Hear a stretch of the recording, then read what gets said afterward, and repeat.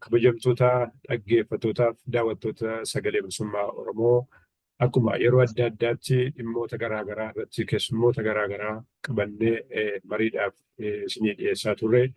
Sagantaa keenya yookaan qophii keenya irraa keessattis keessummaa ni qabna. Keessummaa qabannee dhiyaanne keessummaan keenyas qabsoo bilisummaa Oromoo adda bilisummaa Oromoon durfamu keessatti umurii isaanii dargaggummaarraa hanga guyyaa har'aatti hirmaannaa qabsoo bifa garaagaraatiin bakkoota barbaachisan hunduma keessatti hirmaachuudhaan gahee ol'aanaa kennaa kan turan hanga hoggana dhaabaa sadarkaa olaanaatti bahuudhaan dirqama isaanii gahummaadhaan ba'ataa kan turan Jaal Dhugaasaa Bakakkooti. Jaal Dhugaasaa Bakakkoo dhaggeeffattoonni keenyas daawwattoonni keenyas kan hin beekne jiran nutti hin fakkaatu. Kana duras miidiyaalee adda addaa irratti dhiyaatanii kennaa turanii keessumaa dhiyeenya kan immoo kitaaba baasanii jiru. Sanaan wal qabates miidiyaalee adda addaa irra turanii kanaaf ni hubattu ni beektu jennee abdannaa. Jaal Dhugaasaa baga nagaan dhuftan. Baga nagaan na eddanii malkaa kiyya. Tolee Jaal Dhugaasaa miseensa hoogganaa adda bilisummaa Oromoo Jaal Dhugaasaa Bakakkoo duraan dursinee baga bara haaraa 2024 fi guyyaa waraana bilisummaa Oromoon isin ga'e jechaa gaaffiif deebii gabaabaa kanaa nu waliin gochuuf argamuu keessaniifis maqaa dhaggeeffattoota daawwattoota keenyaan ammas irra deebinee galatoomaa jenna. Atis warri saabaa hundi keessanuu bara 2024 baga geessanii baga waliin nu geenye fayyaa ta'e. Jaal Dhugaasaa isin dhiyeenya kana kitaaba jalqabdee seenaa ABO fi qabsoo Oromoo jedhu maxxansitanii baastanii jirtu. Bu'aa bayii qabsoon bilisummaa Oromoo ABO'n gaggeeffamu keessa darbe addatti haala ABO'n keessa ture bu'uura isaarraa haga har'aatti dhidhaalee inni keessa bahee wareegama jaallan kaffalan keessumaa wareegamoota hoogganaa qondaalaa hanga miseensaatti dhaabni kun kafale bu'aalee argamanii fi waan gara fuula duraa ilaallatan kitaabni kun waa baay'ee lafa kaa'ee jira. Keessumaa sochii ABO bara duraa karaa godina bahaaf kibba bahan ture waan namni hunduu walqixa qubarraa hin qabne waa hedduu lafa keessanii jirtu. Dhugaatti kitaabni kun nama waan ABO keessa darbee as ga'e hin beekneef bu'aa inni argamsiise warra hin hubanneef daawwitii ta'etti mul'ata kan jedhutu abdatama. Hundaafuu bagaittis dadhabdanii bilkooftanii kitaaba seenaa kana nu barreessanii warra hafeefis fakkii taatan jenna. Egaan gara dhimma keenyaatti osoo hin seenin dura mee jalqabbiidhumaaf akka nu ta'utti kitaaba kana yeroo kanatti barreessitanii as baasuudhaaf ammatti maaltu isin kakaase? Kanumarraa eegalla. Akkuma jaallan birootti adeemsa qabsoo bara dheeraa kana keessatti waa hedduutu ta'ee karaa uummata keenyaa, karaa miseensotaa bu'aa bayii himamee hin dhumne keessa dabrame. Inni kun namni yeroo qabaatee gattaa'ee akka nam tokkeettis akka dhaabaattis galmeeffamee seenaadhaaf ol kaa'amee warri har'a jiranis warri bor dhufanis dhaloonni haaraan qabsoon bilisummaa keenyaa seenaa nafa seenaa uummata keenyaa waan ta'eef isa kana dhaloota ittaanuudhaaf illee dabarsuudhaaf tarkaanfii gahaa fudhatuu dhabuun kun yeroodhaa yeroo lafarra harkifamee hunduma keenya yaaddessuun ni jira. Kanaaf mee yoo haalli aanjaa ta'uudhaa baate yoo hanga ga'ullee ta'uudhaa baate waanuma xiqqoo yaadatamtu lafa kaa'amee bori immoo namni biraa kan dandeettis yaadannoos yookaan immoo aanjaatti qabu bal'isuu danda'a ka jedhuun bu'aa bayiin qabsoo kan keessa qaxxaamurame kun utuu hin galmeeffamin nafinii dhumaa fi tattaaffii duraati kun wanti xiqqoon kun yaalamtee waan hojjetame waan keessa dabarre wajjin wanta amma tuttuqame kun baay'ee xiqqoodha.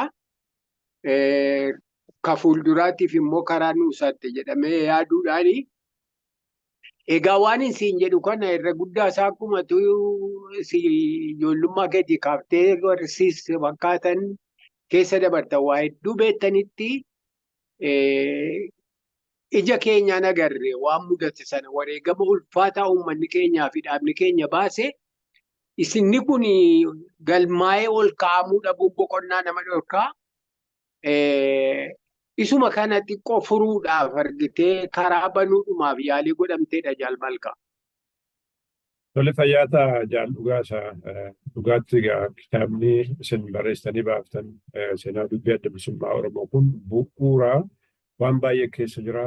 Nummaan iyyuu warri waan kana hanga tokko hin beekne jennu waan hedduu waan biyya keenyaa hin beekne waan hedduu keessaa agarree barnoota guddaa namaa kenna. Waan dhaaba kanaas dhugumaatti bu'uura irraa hubachuudhaaf kitaabni kun qooda olaanaa qaba. Haa ta'u fayyaata amma gara ijoo dhimma keenyaatti waggaa dabalu akkuma beekamu ABO keessatti ayyaanota garaagaraatu ayyaaneffatamu.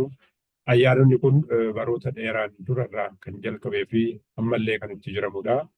Ayyaanonni hundumtuu seenaaf dhufaatii mataa isaanii qabu. Kanneen akka amajjii tokko guyyaa waboo, ebla 15 guyyaa yaadannoo gootota Oromoo, waxabajjii 15 guyyaa sagalee bilisummaa Oromoo akkasumas immoo gara boodanaa kan jalqabe adoolessa tokko guyyaa hundeeffama adda bilisummaa Oromoo fi kan kana fakkaatan hedduutu jirani. Amajjii tokko guyyaa waboo fi ebla 15 guyyaa gootota Oromoo kan ilaalu kitaaba keessan keessattis waan barraa'ee ni jira. Mee sanumarra dhaabbadhaati caalaatti dhaggeeffattoota keenyaaf akkasumas immoo daawwattoota keenyaaf akka ifutti tokko amajjiin tokko akkamitti kabajamuu eegale yoomirraa kaaseeti kan kabajamuu eegale. Amajjiin tokko kan kabajamuu eegale bara 1980tti bara sana jalqaba 1980 sana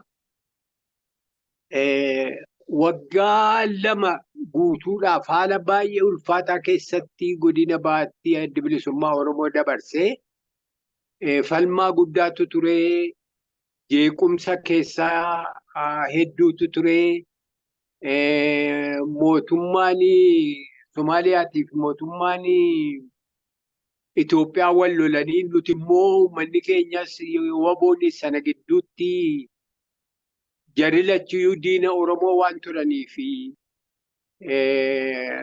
mootummaan Itoophiyaa shirrixaam jedheeti sargoo jedhee Sumaalee jedhee uummata keenya rukuta. Sumaaleen immoo ni beetti afaan ishee hin beeku uummatichi. Isheenis halagaadhumatti hubatteetu tarkaanfii irratti fudhattee itti taphataa gudeedaa saamaa habashii jettee uummata keenya hiraarsaa turte. Kana lachuu waan hin danda'amne waboonni humna kana lamaanuu gidduu seenee ofirraa faccisuun dirqama ture. Inni sun wareega ulfaataa nu baasiseera. Jeequmsi keessaallee akkasuma rakkoo nutti uume fi humna keenya bibittinneessuun ni ture. Isa kanarraa kabsachuudhaa fi humna zoonii adda addaatti bakka adda addaatti faffaca'ee jiru walitti yaamuudhaan humna sana ijaaruudhaa fi xiqqoo ishee argitee jajjabeessuudhaaf humni Harargee bahaatiif Harargee dhiyaa lafa jedhamu gidduutti laga Gaaletti jedhamu tokko irratti waboo walitti yaamamee waboon egaa akkuma beektutti waraanni walitti dhufuu jaallataa yeroo walitti dhufu yaada wal ba'aa humna walii ilaaleetu gurmuu wal godhatee amreen itti bulaa ni gammadaa. Ayyaana sana irratti intarteenimentii adda addaa dorgommii adda addaa ispoortiin adda addaa hedduun qophaa'ee achirratti humna sana ijaarree bobbaatti deebisuudhaaf tarkaanfii fudhatamee ture. Tarkaanfiin sun ayyaana irraa tolchinaa amajjii waggaa waggaatti walitti deebinee yeroo hundumaa akka goona jedhamee miti gaafa sana. Humna keenyatu humni buttaa ture muraasatti gad deebi'ee inni muraasa ture immoo sagiliitti gad deebi'ee ni haaphate bakka jiru hundaatti. Kanaaf humnicha bakka tokko walitti finnee deebifnee haaraatti ijaarree bobbaasaatti deebisuudhaaf tarkaanfii fudhatameedha. Kanaaf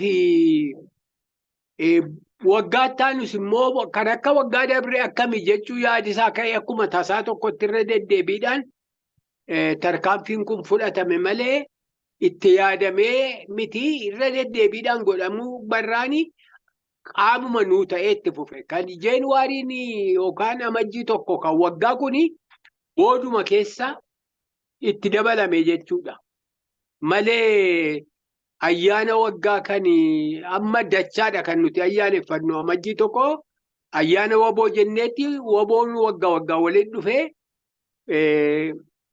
eegasii ispoortiidhaa fi sirna irratti tatta'u qofatu hin ta'in waggaa haaraa kana akkamittiin jalqabnaa, akkamitti xumurraa, sagantaa maalii baafannaa, karoora jiru ajajootaaf humnaaf ibsuudhaafitu godhama. Yeroo hedduu gara boodaa kana ispoortiidhaa fi ayyaaneffataa miti. Yeroo duraa sana waggoota gara duraa sana torban lama fa'aa torban tokko yoo xiqqaate fa'aa turameeti kan ayyaanni kun ayyaaneffatamu. Amma gaa dhimmuma karooraatii fi dhimmuma sagantaa gaggabaabaatti gaddeebi'etti guyyuma tokkotti dhumata. Amajjiinis walumarra bu'uuraanitu waggaa haaraa achuma waliin ayyaaneffanna malee hundeen dubbii kanuma waboo jedhu kanaan eegalame Malkaa. Kanaaf amma amajjiin tokko guyyaa xumuraan bilisummaa Oromoo dhabamarraa hafee deebisee gaditti of dhaabee fi bobbaasaa kaaraatti itti fufee jedhamee kan barsiifamu sun sirriidhumaa jecha. Akkasi. Haa ta'u jaallugaa isa gara gaaffii keenya itti ceenaa. Yeroo gaaffiin akkanaa isinii ka'u egaa if booda deebitanii waan keessa dabarsan jaallan waliin turtan akkaataa ittiin ayyaana kana kabajaa turtan waa baay'ee yaadachuun keessaniin oolu. Kana booda deebitanii yoo yaadattan maaltu isinitti dhufaa keessumaa akkaataa fi haala ittiin kabajaa turtan dirree keessatti jechuudha. Waan baay'eetu namatti yaadatamuudhaaf namatti dhufuu danda'a. Yeroo sana akkuma siin jedhee uummanni keenya bakka hedduurraa walitti dhufanii waan sana irratti hirmatanii karaa galaatiin fi karaa waan adda addaatiin nu dirmatanii walgahii godhamu kana irratti ibsoota adda addaa jira, diraamaatu jira, faaruutu jira, ispoortii garagaraatu jira. Isa kana irratti uummanni keenya dhufee ilaalee gammadee hirmaatee irraa qooda fudhataa ture. Maanguddoota Oromoo hedduutu bakka adda addaatii walgahii sana irratti argamanii dhufanii gorsa nuu kennu, haasaa nuu godhu, sosso'iinsaa fi waan waboon godhu immoo ilaalanii gammadu. Haasaa bal'aatu godhamaa, yaadannoo hedduutu godhamee adda kaa'ama. Amma akka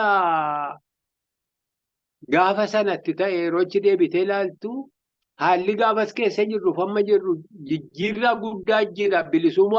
Bilisoomuullee baannu waan hedduu keessa dabarree jaallan gaafa sana jiranii har'a hedduun isaanii hin jiranii. Haalli sun bakki sun haalli uummataa, haalli humnichaa, haalli nuti immoo ergasii as keessa dabarre waa hedduu fidee akka daawwitiitti nama dura qaba. Gammachuunis ni jira, gaddis ni jira. Maali gammachuun namni hin bilisoomneedhuma ilaala malee maal keessa dabarsine achii kaanee hangam guddanne, hangam jijjiiramne, hangam gara bilisummaatti dhiyaanne isa jedhu kanuma keessa darbetu beeka malee namni hundi hubatu injifannoodhaa fi guddina guddaatu jira. Keessattuu sammuu uummata Oromootiin sammuudhaan bilisoomee jira. Akkuma biraatti bilisummaa guutuu ta'uu sanatu hafe maleedha. Kun guddina guddaadha. Kana malee hedduu wareega baafnee jaallan hedduun har'a gaafa sana turan har'a kan hin jirre wareega hin galan jedhamnee fi qabsoo hadhooftuu meeqa keessa kutame akka wareega sabni Oromootii fi miseensonni adda bilisummaa Oromoo baasanitti immoo mirgi argame kan walgitu ta'uu dhabuun immoo gadda namatti ni dhageessisa. Karaa dheeraatu nu hafee haa ta'u garuu bakka of duuba hin deebine ga'uu isaatiin abdiidhaa fi gammachuu guddaatu namatti dhaga'ama. Haalli gaddaa sinuma jirti wal makaadhaa yoon siin jedhe nan danda'a. Tole fayyaata jaallugaasa gaaffii taanes hin gaafadhu amma hanga tokko keessaa tuqxuqutanii bakka Oromoon kaleessa ture darbii amma wayisaa bilisummaa Oromoo qabsoo fudhannoof siyaasaa walitti qindeessee qabsoo Oromoo bifa jaarmiyaan gad dhaabee eegaluu fi har'a gidduu waan jiru akkamitti ibsitu waan kun bal'aadha garuu osooma bal'ina isaa beeknu isin gaafanna amma hanga ta'e tuttanii turtanii mee isa kana osoo adda baaftanii nuu himtanii gaariidha. Kana maaliif isinii kaasee ammam tokko dhaloonni har'aa yookaan immoo kan har'a jiru kun garaagarummaa kana gidduu ture sana beekaa fi waan ABO'n hojjenne waan har'a jiru kana hagam tokko sirnaan beeka jedhuuf isin gaafadhe. Wanni kun bal'aadha ammoo osoo waan jettanii jedheen. Egaa ija ayyaanichaati yoo ilaalle ayyaanni gaafa sana waboodhaa fi uummata naannoo qofaanii kabajamaa ture. Biyya keessatti illee lafa diinni jiruuf hinaan jinetti illee namni sammuusaa keessatti ayyaaneffataa jira. Biyya lafaa hundarratti addunyaa irratti illee akkasuma argitee bal'inaan ayyaaneffatamaa jira. Wanti kun ayyaaneffatamuuf ayyaanicha qofaaf osoo hin ta'in akeeka isaatiin wal qabateeti. Akeeki kun simatamee hundaan fudhatamee akkanatti jijjiirraa guddaa qabaatee guddinni guddaan bifa kanaan mul'atuun isaa baay'ee nama gammachiisa. Sana malee bayyanootaa fi dammaqiinsi uummata keenya gaafasiitii fi har'aa samiif dacheedha. Jijjiirraan jiru Oromummaa irraa ka'a. Gaafa sana namuma hagaatu sabboonummaan itti dhaga'ama malee namni waanuma diinni nuun jedhu fudhateetuma jiraachuu malee kabajaa Oromummaatii fi mirga ofii yookaan immoo waan bilisummaa kana yaaduu dhiisiiti ittuun dhufuu jechuudha. Maalii kan kana hanqisu tokkoffaa ofii walirraa faffagaatee bittinnaa'ee qubatee taa'ayyuuti. Aangoos biyya bulchuus mi'eeffatee hojii argee mootummaa qabaatee isa sana dhabne jedhee kan irraa kaka'ee qabsoo godhu hin qabu. Namisa barsiisu hin jiru. Jireenyi isaa isan barsiisu miidhamuun ni jira. Miidhamuun kun haala dirree baame akka ammaa kanatti nama ajjeesuu, nama gubuu, nama barbadeessuu jedhu kanaan osoo hin ta'in bara Haile Sillaasees bara Dargiis yoo ta'e uummata bal'aanii hin dhumuu, hin ajjeefamu, hin gubamu. Lafa qabsoon jirutti dhugaadhaan ni gubama ture. Karaa bahaatti lafa soso'iinsi waboo jirutti uummati sossobameeti of wallaalchifamee waa'ee Oromummaatiif kaka'iinsa akka hin jirre godhamee jiraata waan tureef isa kana kakaasanii Oromoodhaan mirga akkasiin nutti hafee akkana guuttannee argamuu qabna biyya abbaa keenya irratti alagaan akkana nu godhaa jire jedhanii agarsiisanii bayyanachiisanii kaasanii hiriirsuun qabsoo guddaa gaafataa ture. Karaa biraatiin immoo humni qabsoo magaalaa keessatti dimokiraasiin jiraatee barsiisuun hin danda'amu. Humni qabsoo immoo Oromiyaa guutuu wal ga'ee miti naannoo gabaabduutti murtaa'ee jira. Humni sun argitee humna waraanaatii fi ibiddaa qaburraa kaka'e gammoojjiitti gad ittifamee uummatarraa ittifameeti dhaabbattummaadhaan uummatarraa dhorkamee waan jiraatuuf jecha uummata waliigalaa Oromoo bal'inaan barsiisuudhaaf illee carraan isaas hin argamne. Lolli keenyas addunyaa irratti dhiibnaan Oromiyaadhaaf Itoophiyaa keessatti hanga ga'u dhagamaan turre. Humni jiru yeroo sana alagaarraa tumsa argatee gargaarsa argatee hojiin dippiloomaasii hojjetamee dhiyeessiidhaan waan barbaachisu guuttachuu alagaarraa hin danda'amne. Ofiin immoo humna guddaa qabaatee humna guddaa kanaan diinarraa hiikkatee biyya bilisoomsee galii argachuu hin dandeenye. Dhiyeessiin waan hin jirreef humni jirus xiqqaa waan tureef qabsichi baay'ee ulfaataadhaaf hadhaa ture. Diinni waan guddaa tokkotti milkaa'ee ture waan nu miidhe. Innis uummata Oromoo mataasaa qawwee itti kennee rasaasa itti kennee dhaqee ajjeesii wajjiniin lolii wambadeedhaa dhabamsiisi jedhaati. Abbootii keenyaa fi obboloota keenya nutti ergee wal nu ajjeesisaa ture. Diinuma iyyuu karaatti dabarree lollu iyyuu dhabaa turre. Hin jiru karaan itti diina lolan. Numatu wal lolaa. Haalli sun baay'ee qalbii si cabsaa. Yeroo diinni kee uummata kee mana irratti gubu amma kunoo garaa nu balleessa yeroo uummata keenya miidhaa jirumi. Nuti akka wal ajjeefnu godhaa ture diinni kanatti milkaa'a. Akka lamarraa godha tokko ni sodaata. Deemti kana godhuu baattu ni dhumtaa ni ajjeefamtaa ni hidhamtaa jedhee tumeeti ergaa kaan immoo propagaandaa kijibaatiin olola oofee OLF akkasii wambadeedhaa ilmaan abbaa lafaatii jedheetu waan adda addaa itti fakkeessee dhugaadha se'ee dhufee lolaa. Kanaan egaa wal dura nu dhaabaa ture. Har'a garuu uummanni keenya akkuma silee jedhee bilisummaan guddaa naafu malee bilisummaan hundumaa caalu. Xiyyaara lolaarras, madaafarras, taankiirras, qawwee rasaasa waan fedherra gatii guddaa akka qabu murteessaa akka ta'e dammaqiinsa sammuuti. Nuti amma namni yeroo waa tokko argatu isa argate sana irraanfateeti ka biraa hawwa. Hawwiin keenya guddaan akka qabsaa'otaatti nuti gaafa sana xiyyaaras miti, taankis miti, madaafas miti. Uummatumti keenya utuu of nuu baree diinaaf fira isaa beekee maaloo yaa Waaqayyo kanuma nuu godhiidha gaaffiin keenya inni dura. Har'a amma kun guutameera. Gammachuu guddaatu nutti dhaga'ama warra gaafa sanaaf har'a beeknu gidduu. Wantan gada nama gammachiisu hin jiru. Mi'a guddaa qabaattee, waraana guddaa qabaattee yoo tokkummaa hin qabaanne, yoo diina kee hin beekne, yoo fira kee hin beekne, yoo bayyanoota hin qabne hin bilisoomtu. Waan hundaa dhabdee bayyanoota sammuutiif tokkummaa immoo qabaannaan wanti hundinuu nama guutama jechuudha. Abdii guddaa jira, shakkiin isin jiru bilisummaan nu. Har'a olaantummaa milkii guddaa namni laayootti hin ilaalamnetu qabsoo Oromoo keessatti guutamee jira. Jijjiirraa guddaatu jira gaafasii farra gidduu. Humna qabsoos yoo ta'e miseensota adda bilisummaa Oromoo miliyoonaan humni qabsoo isaas kumootaan hedduudhaan lakkaa'amaa Oromiyaa guutuu wal ga'ee qabsoon finiinaa sosso'amaa jira.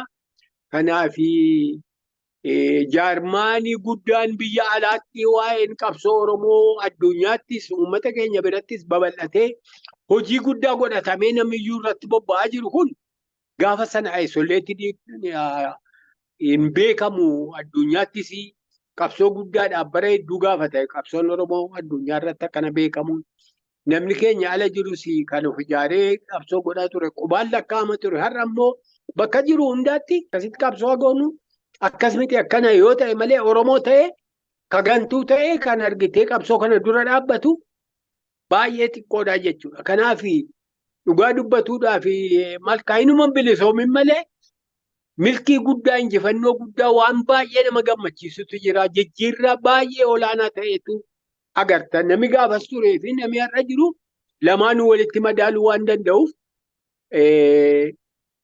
kabiraa hawwuun caala hawwuun yeroo hundumaa'u amaluma ilma namaati. Sirriidha nutillee hanga bilisummaatti yoo hawwinee fi hin guunne jennee yoo dubbanne dadhabbii keenya of qeeqaa yoo deemne injifannoo yoo barbaanne suni uumaadhuma sirriidhuma. Haa ta'u garuu wanti keessa dabarree mirgi argamee wanti uffatamu miti. Jijjiirraanis baay'ee guddaatu jira.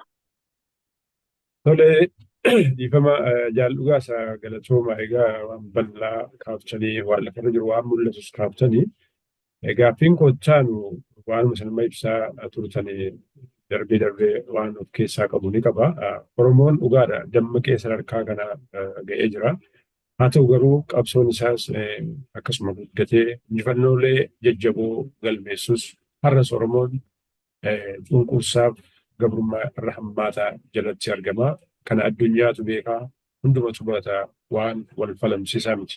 Keessumaa erga jijjiiramni jedhamu dhufe waggoota 5 darban kana ammoo baroota irra hamoo Oromoon akka baala itti harca'eef ammallee dhumataa jirudha. Inni kunis bal'inaan dhaabnis bal'inaan ibsaa jira. Jaarmoonni mirga dhala namaaf falman idil addunyaas kan naannoos dhiitaa ulfaataa uummata kanarra gahu adda addaan ibsaa jiran. Kana hoggaa laaltan waan kun eessatti xumura argataa yookiin immoo akkamitti xumura gochuun danda'ama. Darbee immoo qabsoomti Oromoo kunis yoomiif bifa kamiin gudunfaa argata jechuudha. Qabsoon gaafa akkasii xumurama jedhamee ibsamuu baatus akkuma isinuu jettan qabsoon keenya dheertuudha bara hedduuf geggeeffame adda bilisummaa Oromoo erga qabsoo eegalee waggaa 50ffaa isaa barana kan inni kabajate. Kanaaf guddaasaa waan gara fuulduraa akeekuun nama danda'ama. Akkamitti gudunfaa argatattanii yaaddu? Akkuma jette wanti gara boodaa kana ta'aa jiru baay'ee waan nama gubuu garaa nama bobeessuu fi baay'ee nama aarsuudha. Mootummaan ergamtoota Habashaa amma aangoorra jirtu kun uummata keenya waan mootummoota sirnoota darban hundaa keessatti ta'ee hin beekne uummata keenya irratti raawwattee ni ajjeerti. Qe'ee saalaa mana barbadeessaa jirti, gubaa jirti. Karaa kaaniin qunnamtii irraa kuttee uummata dhukkubaan beelaan akka inni argitee duguugamu godhaa jiranii. Baay'ee nama gubaa yeroo waan isaan godhaa jiran ilaaltu.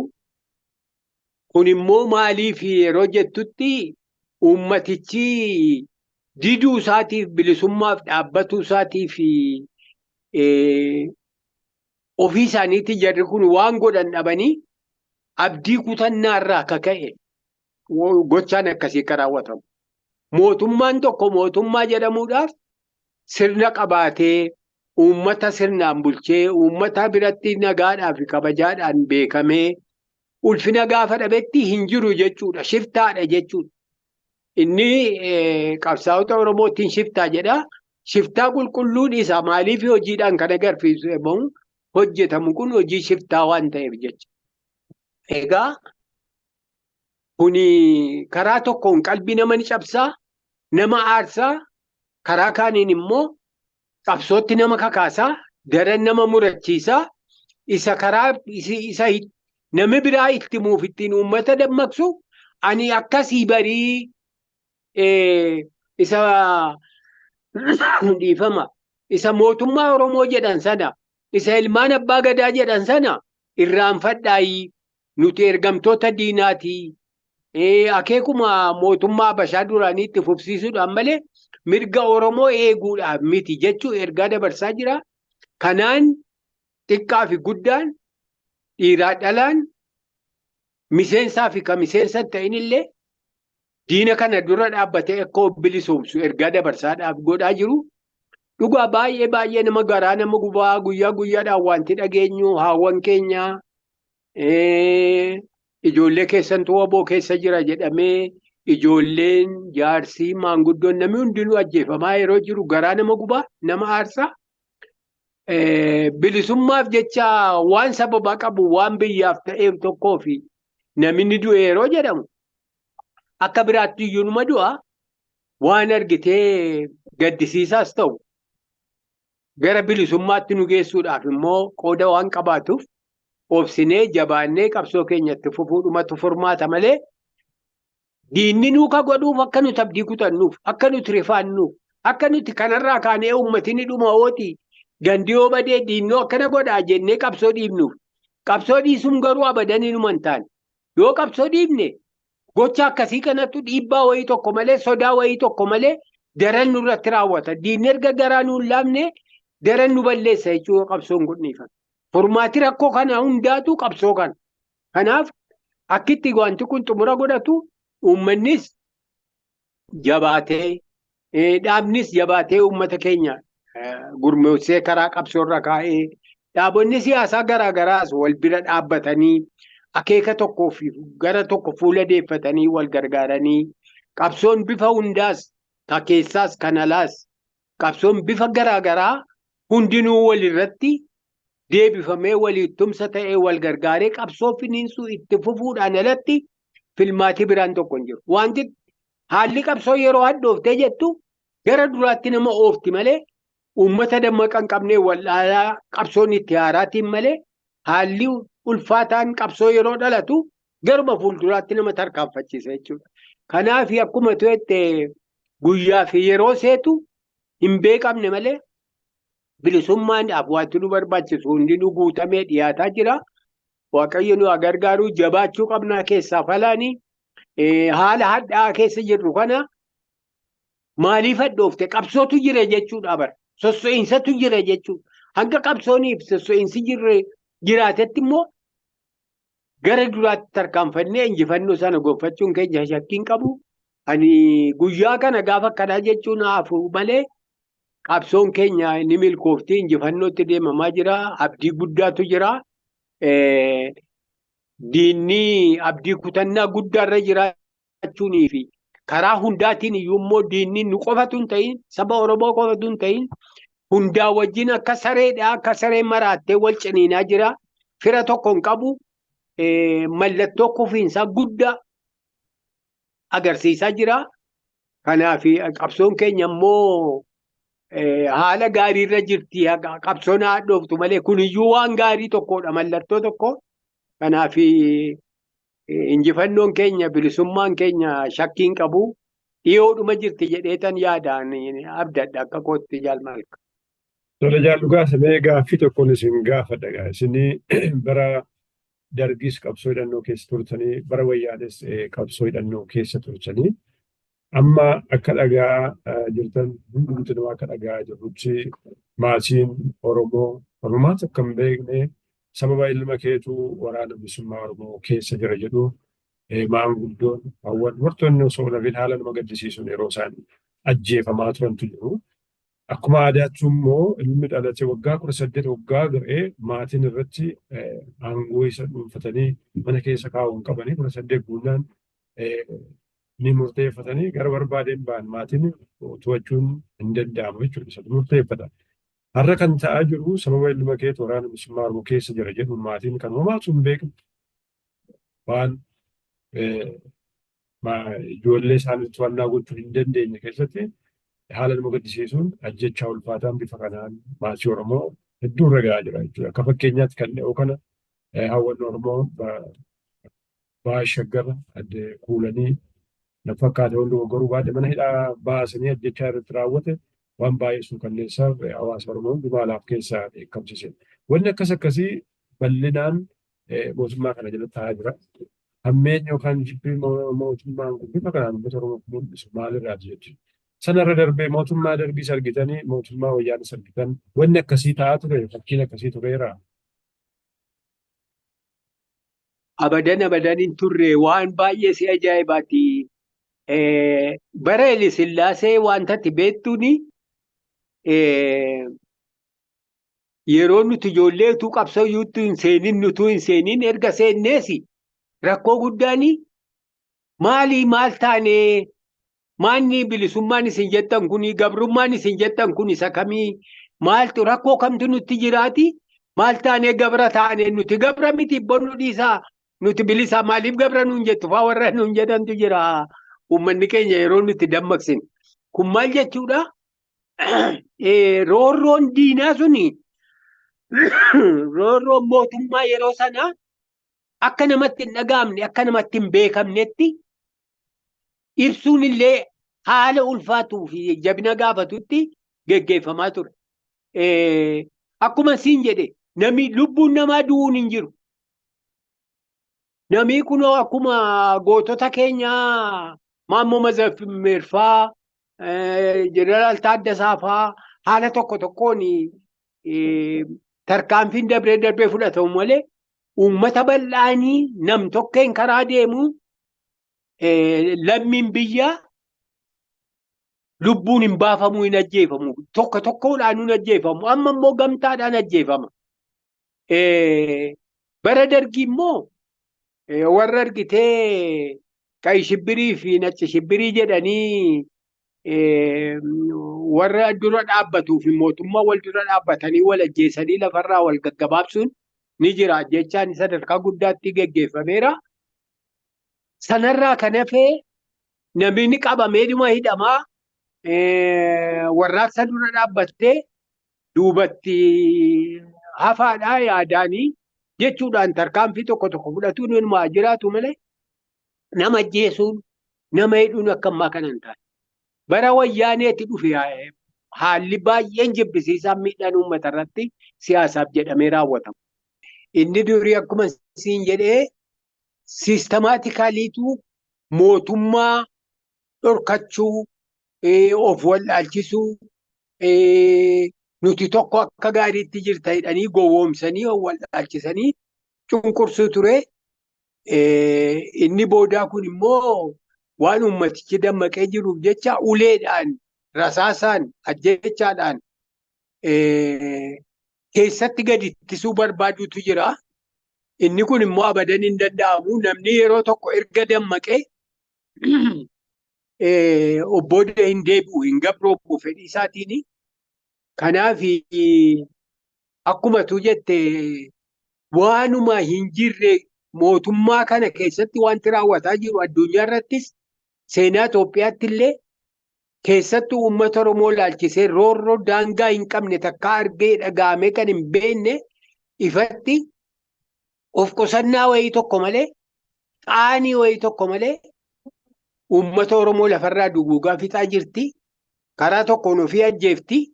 Karaa kaaniin immoo argitee hidhattoota ollaarraa dhufanii Oromiyaatti bobba'anii uummata keenya ajjeesaniif karaa banti. Haala anjessitee fi callistee ilaalti. Kanaaf nama waggaa 18 guute tokko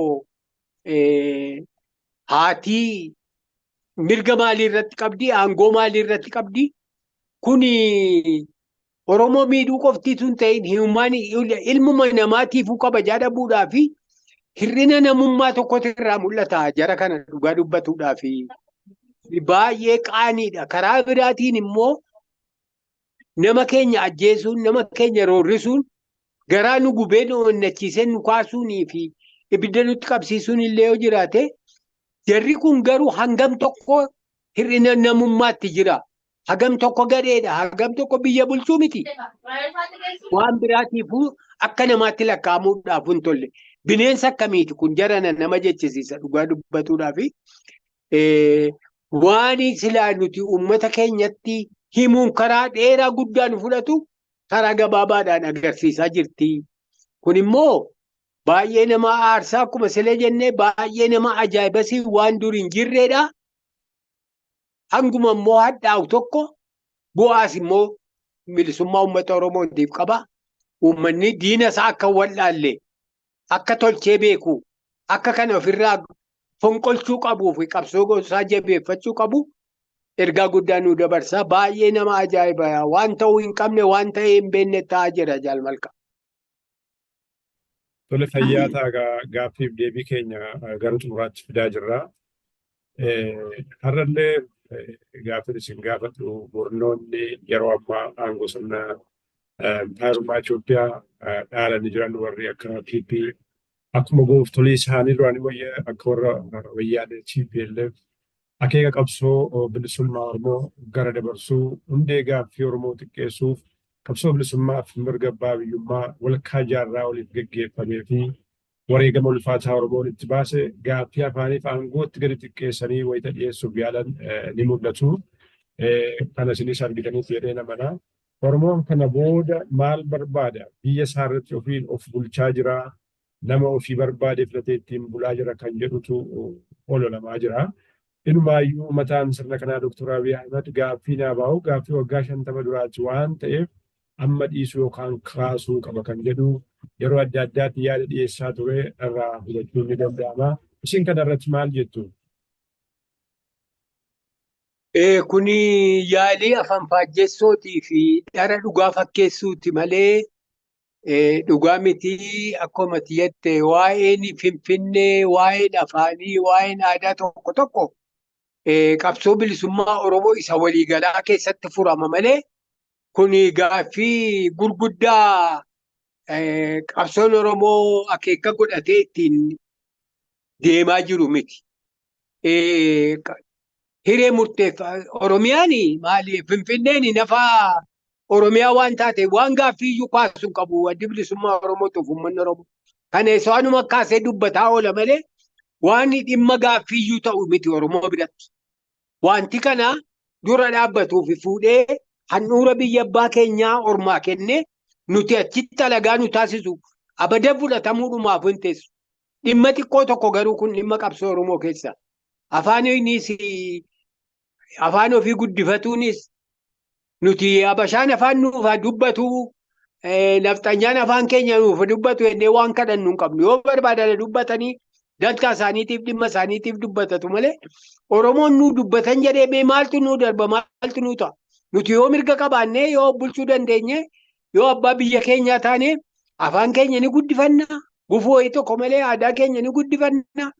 Yoo bilisoomne jenne immoo magaalaa guddittii keenya yookaan magaalaa keenya ormaa kennuu moo dhiisuu jennee waan dubbatamu hin qabu. Sun dubbii alayyuu ta'a jechuudha. Kanaaf gabaabduutti wanti xixiqqoon akkasii kun gaaffii Oromootii fi dhimma fardii dursu miti. Kun gaaffii gatachiisuudhaaf akeeka qabsoon Oromoo irratti hundaa'ee tarkaanfataa jiru dimimmisiisuudhaaf awwaaluudhaaf waan tattaafatamuudha jechuudha. Kun immoo abadan tasumaa hin danda'u. Xurii dibuu yookaan argitee afaan faajjii uumuu tattaafatu. Waggaa meeqa dura dhumatee yookaan immoo deebii argatee jedhu. Dubbannee jirra amma afaan iyyuu hin fudhanne roorroon takkaa ta'ee hin beekne tarra Oromoo irratti ta'aa jira. Isa kanarraa bilisoomuu barbaada Oromoon. Ofii isaatiin of bulchee du'arraa, dhukkubarraa, beelarraa, wallaalarraa fi duubattafummaa qabeenyi isaatti saamamee biyya abbaa isaatti ergitee jireenya jiraatu iyyuu dadhabe kanarraa bilisoomee ofii of bulchee qabeenya isaatti aligattee ilmaan isaa barsiifatee aadaa isaa guddifatee waan isa barbaachisu hundaa'u akka barbaadetti geggeeffatu jechuudha bilisummaan. Hiree murteeffannaan ni jedhamu kunis addi bilisummaa Oromoo fottooquu barbaadaa biyya kophaa barbaadaa waan jedhamu sanaaf deebisa akka ta'u hubannoota akka ta'u olloota keenyaafis addunyaadhaafis uummata keenyaafis dhugaan akka baramuufiti mee uummanni keenya lakkii akka isaan kun jedhantu gaariidha. Du'uu kanatu gaariidha. Hidhamuu kana gaariidha. Saamamuu kana gaariidha. Alagaan amma akka itti nu bulchaa jirtu kun yookaan alagaas ta'uu baatu gantoonni keenya kun akka itti nu bulchaa jirtu gaarii jedhamoo uummanni Oromoo ani ofii kootiin of bulchaa jedhaadha. Karaa filatuudha.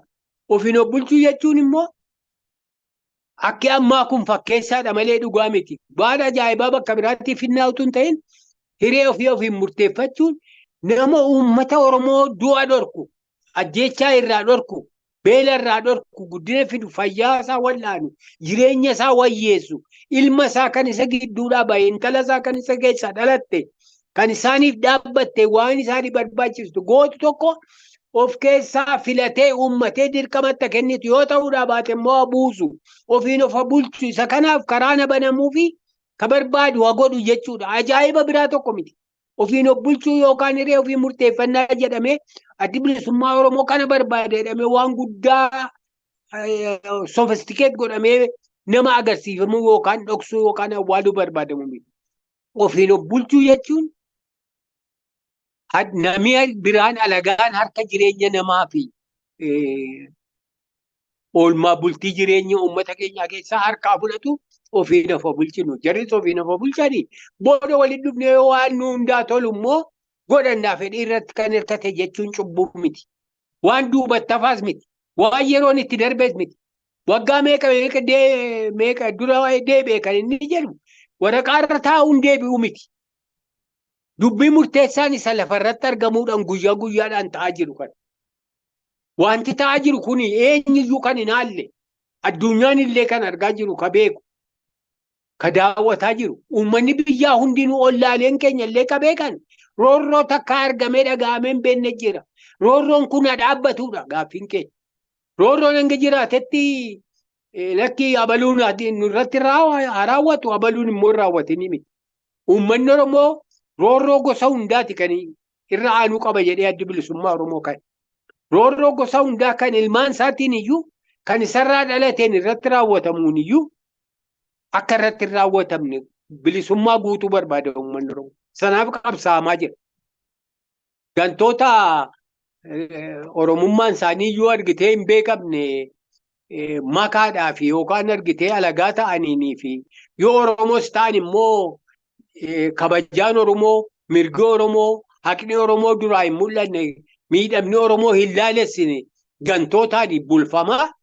Anatu si yaada, anatu si bulcha, anatu si tolaadhaan abadan waan argitee liqimsamee fudhatamee jalatti bulamu miti. Kana kan didamaa jiru uummanni Oromoo takkaa waan argee hin beekne argaa jira. Kanarraa bilisoomuu qaba. Waan duubatti hafame hin jiru. Dubbii dharaa, dubbii kijibaa, dubbii fakkeessaan immoo fakkeessaa dhufu. Har'a addi bilisummaa Oromoo kan itti mucaalaa uummanni Oromoo hubatee argee beekee waan jiru. Qabsoo isaatti hiriiree adda qabsoo hundaa'uu dhandhamee mirga isaatiif wareegamaa jira waan ta'eef jecha kana obbo deebisuun hin danda'amu. Kanaafuu gantoonni heddummachuun uummata afanfaajjessuudhaaf nuti alagaadhaa fi diina ta'aniitu jiranii hojiidhaan afaaniin immoo nuti ilmaan keessan ilma keessan jechuun waan hojjetu miti. Uummanni Oromoo beekee jira. Kanaafuu qabsaa'ataa jira. Adda bilisummaa Oromoo karaa nagaadhaan tarkaanfii inni godhaa jiru hundaa'uu fashalsanii nama hidhanii nama ugguranii callisiisanii qabsoo kana callisiisuun hin danda'amu. Uummanni Oromoo keessaa alaan akeeka isaatiif fedhii isaatiif tarkaanfii fudhataadhaa fi qabsaa'aa jira waan ta'eef dubbii dharaatiif dubbii kijibaatiin uummata Oromoo haamlee cabsanii qalbii qabsoo keessatti doomsanii callisiisuun abadan sadarkaa hin danda'amne. Ani ayyuudha, ani kaleessa qabsaa'an ture, ani nan beeka, anatu argitee sii gorsa, anatu argitee karaa sii agarsiisa. Dharaaf dhugaa adda beekee jira sabni Oromoo. Kun immoo waan baay'ee nama gammachiisudha. Dubbiin Oromoo waan afaanii waan finfinnee miti. Sanarra guddaadha, bal'aadha. Isheen sun achi keessatti to'ammatamtii jechuu barbaade. Tole fayyaa ta'a jaalala dhugaa isaa gaaffii keenya xumuree kan nu haftu yoo jiraate amajjii tokko guyyaa baraaraa 2024 laalsee gaaffiif deebiin goone asumarratti xumuramee jira. Kanuma waliin yaada bal'aa fi hubannoo guddaa qabu kan akkasii nu kennuu keessaniifis maqaa dhaggeeffattootaaf hordoftoota saabaatiin galatoomaa isiniin jenna. Sana dura garuu waan na hafeera jira jettan yoo jiraate akkasumas immoo bara haaraa 2024 kana sababeeffachuudhaan dhaamsa qabdan dabarfachuudhaan gaaffiif deebii keenya kana goolabna. Hiree isaa isinii kenneera. Gaarii fayyaa ta'e hiricha naa kennuu keetii fi waan dhimma yeroo waan fardii ta'e kakaafneerraa waan guddaa jedhu hin qabu. Jumlaamatti garuu wanta hin jedhu akkuma dubbanne irra deddeebinee haala qabsoo ulfaataa keessa jirra. Miidhaanii fi wareegamni uummanni keenya baasaa jiru baay'ee nu laalessaa, baay'ee nama gaddisiisa. Karaa tokkoon immoo bilisummaa keenya waan dhiyeessu, waan nu onnachiisu, waan murannoodhaa fi jajjabina guddaa qabsoo irratti obsa guddaa cichummaa jabaachuu akka qabnu kan nu akeeku nu barsiisu waan ta'eef haa jabaannu. Waan diinni hojjetuun waan farreeniif gantoonni hojjetaniif qalbii cabuudhaa fi of duuba deebi'uun abadan waan hin malleedhaa. Alaa keessaa haa jabaannu. Akkuma waggaa darbeetti akka baroota darbeetti qabsoo keenyaan hojii keenyaan bara 2024 bara injifannoo bara milkii bara jijjiirraa wayyaa itti obsinu itti gammannu tokko yoo danda'ame bilisummaa kee yookaan immoo caalaa itti dhiyaannu tokko haa goonu. Bilisummaan ofiin hin dhuftu, hojiidhaan dhufti, wareegamaan dhufti. Wareegama immoo sana immoo baasaa jirra. Qabsoo keenya haa jabeessinu, walis haa jabeessinu, tokko haa taanu. Dhaabota keenya keessatti walii keenya keessatti harka wal qabannee haamilee walii tiksaa tokkummaa keenya tiksaa dhaabota Oromootiif qabsaa'ota Oromoo ABO'dhaan alaallee harka wal qabannee wal jajjabeessaa diina inikkaarratti fuula deeffannee bara sattaanu kana bara milkii bara injifannoo akka goonu namni hundinuu qooda mataasaa haa kennu. Barri 2024 ka milkii hunduma keenyaaf haa ta'u waan xumura waggaa kana irratti carraa naa kennitanii na dubbistanii ergaa koo kan dabarfadhu na gootaniif immoo saabaa'oon atis jaalmalkaa baay'ee galatoomaa fayyaa ta'aa barri ka milkii kan injifannoo nuuf haa ta'uun jedha. Miseensa hoogganaa Adda Bilisummaa Oromoo Jaal Dhugaasaa Bakakkoo amajjii tokko guyyaa bahuuf bara haaraa 2024 ilaalchisee gaaffii fi deebiin goone asumarratti xumuramee jira. Yaada bal'aa fi hubannoo guddaa qabu kana nuu kennuu keessaniifis maqaa dhaggeeffattootaaf hordoftoota sagalee bilisummaa Oromoon irra deebinee galatoomaa isiniin jechaa barri haaraan 2024 bara nagaa fi milkii injifannoo akkasiniif ta'u irra deebinee hawwii keenya dabarsinaa. Egaan kabajamtoota dhaggeeffattootaaf daawwattoota keenyaa amajjii tokko guyyaa oboo akkasumas bara haaraa 2024 ilaalchisee gaaffiif deebii yookaan mariin Jaal Dhugaasaa Bakakkoo waliin goone kana fakkaataa isinis hagamaayyuutti wajjin tursanii waan hordoftaniif galanni keessan bilisummaa haa ta'u jennaa qopheessee kan isiniif dhiyeessee aan Murataa Sabaatii horaa bulaa.